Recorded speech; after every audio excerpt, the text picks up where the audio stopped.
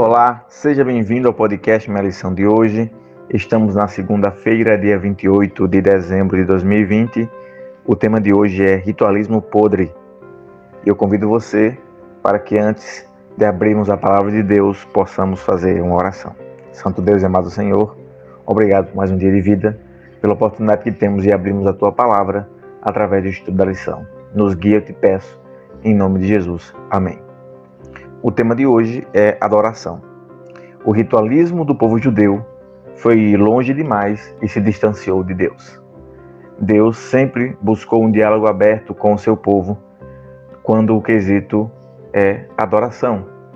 Buscou desde o Éden, passando por Adão, pelos filhos de Adão, por Noé, indo por Abraão, todos os patriarcas, o povo no Egito. Este tema da adoração sempre foi importante. Contudo, agora o povo de Israel chega a uma situação limítrofe em que vivem uma adoração completamente falsa, ritos que não agradam a Deus. Nessa sessão, o profeta delineia dois meios alternativos do relacionamento nosso com Deus. Um caminho é por meio de cerimônias religiosas, o culto, e outro caminho é uma vida de pureza ética.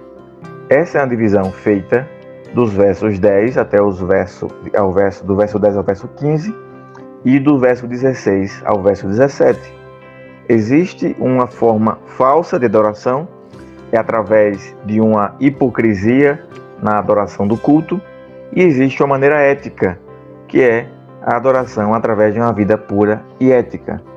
Isso não quer dizer que a adoração no templo é sempre uma adoração falsa. Não. A adoração falsa se dá quando a vida prática torna-se apenas palavras, não é algo que se vive na prática. Portanto, Deus chama o seu povo para uma adoração verdadeira. Os versículos de hoje, do 10 até o 17, constituem uma variante da linguagem profética de juízo, que é chamada de a Torá profética. Ela contém um apelo, primeiro para ouvir, no verso 10, depois uma reprovação dos versos de número 11 até o número 15, e encerra com uma instrução nos versos 16 e 17. O anúncio do juízo é insinuado no versículo 15, ainda que isso possa ser a variação de outros discursos proféticos de juízo. Portanto, há bastante razão para crer que toda a Escritura mostra que Israel tinha um culto complexo antes dos profetas, e os profetas não se opunham à existência de um culto, mas a tentativa de ser um culto manipulatório, sem referência ao verdadeiro caráter daquele que estava sendo adorado, que é o próprio Deus. Portanto, nós precisamos olhar para esse trecho como uma repreensão que abordou os dias do profeta Isaías e aborda os nossos dias também.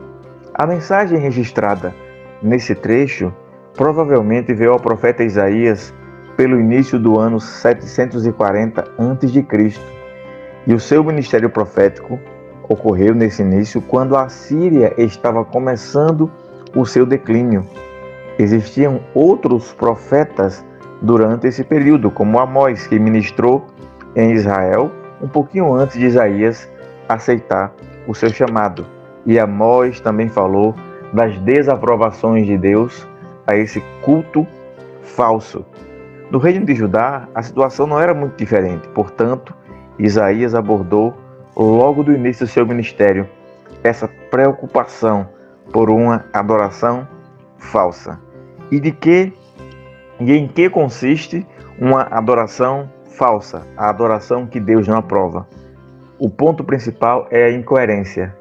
Quando as mãos que se levantam para adorar no templo não fazem a coisa certa na vida prática. Quando as mãos que se levantam para adorar no templo não ajudam o próximo, ou fazem de maneira rebelde o mal, ou são mãos que caminham para o pecado. Portanto, Deus não tolera a incoerência. Deus não quer adoração apenas nas coisas que são abstratas, também nas coisas abstratas, mas adoração ela se revela de maneira prática. Por isso que o texto bíblico de Mateus, quando Cristo diz que nós devemos amar a Deus acima de todas as coisas e ao próximo como a nós mesmos. Existe aí dois aspectos da adoração: a adoração a Deus e a adoração revelada a Deus quando eu amo o próximo, quando a minha vida particular de adoração a Deus se revela de maneira prática no dia a dia, ajudando as pessoas, cuidando bem daqueles que me rodeiam e indo em direção daquilo que Deus sempre desejou para a minha vida.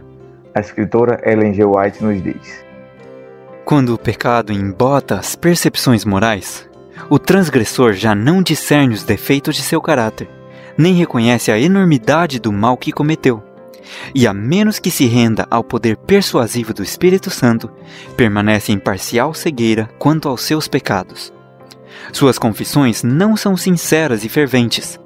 A cada reconhecimento de seu pecado, acrescenta uma desculpa em justificação de seu procedimento, declarando que se não fossem certas circunstâncias, não teria praticado este ou aquele ato pelo qual está sendo reprovado. Portanto, querido amigo, meu convite a você mais um dia é para que, ao ir às suas atividades, você possa se defrontar com a adoração verdadeira, praticando aquilo que Deus espera para todos nós: amar o próximo e amá-lo sobre todas as coisas. Que Deus te abençoe, um forte abraço e até o próximo podcast.